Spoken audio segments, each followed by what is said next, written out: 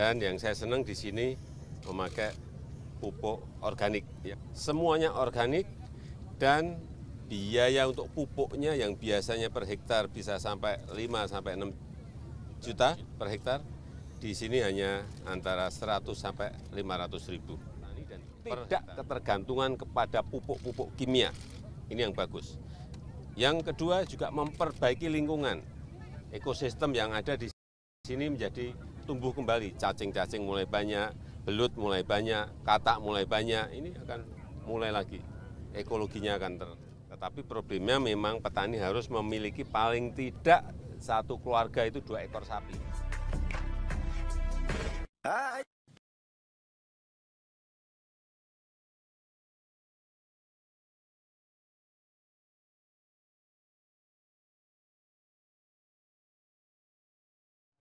Ya, hari ini kita mulai menanam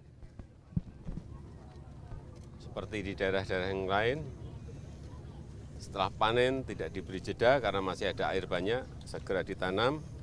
Dan yang saya senang di sini memakai pupuk organik yang dilakukan oleh Serikat Petani Indonesia. Sudah 3 tahun di sini. 3 tahun, berapa hektar total? 1.000 hektar. Kurang lebih 1.000 hektar. Semuanya organik dan biaya untuk pupuknya yang biasanya per hektar bisa sampai 5-6 juta per hektar, di sini hanya antara 100 sampai 500 ribu per hektar. Ini yang saya kira kalau bisa dikembangkan di daerah yang lain seperti yang dilakukan oleh Serikat Petani Indonesia, ini akan banyak mengurangi kos yang harus dikeluarkan petani dan tidak ketergantungan kepada pupuk-pupuk kimia. Tergantung pada industri pupuk kimia, tergantung pada import bahan baku dari pupuk-pupuk kimia yang sekarang ini terjadi. Sehingga jangan sampai ada keluhan, wah Pak pupuknya sulit. Ya memang sulit, semua negara urusan pupuk memang sulit. Tetapi ada pilihan-pilihan dan ini sudah dimulai oleh Serikat Petani Indonesia. Saya kira bagus sekali. Dan hasilnya juga di awal memang agak turun dikit. Tapi setelah itu meningkat malahan. Ini yang bagus. Yang kedua juga memperbaiki lingkungan, ekosistem yang ada di sini menjadi tumbuh kembali, cacing-cacing mulai banyak, belut mulai banyak, katak mulai banyak, ini akan mulai lagi, ekologinya akan terperbaiki kembali. Dorongan untuk Kementan Pak terkait pupuk organik seperti apa nanti?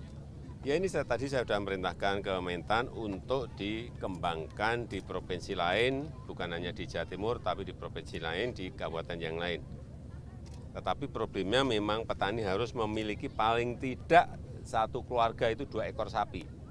Nah di sini sudah, di daerah yang lain ini nanti tugasnya Kementan untuk mencukupi itu, sehingga bisa dipakai untuk membuat pupuk organik. Ya. Dan yang saya senang juga harga gabah di petani dibanding tahun yang lalu jauh lebih baik pada hari ini, sehingga petani mestinya senang. Pak Hendri, betul? Ya Pak. Sekarang berapa? Sini 57 Pak, 58. Harga gabah petani 5.700, tinggi sekali. Tahun yang lalu kurang lebih 4.000, 4.200. Ya, tadi di depan kan sudah saya sampaikan bahwa pupuk itu kurang di semua negara.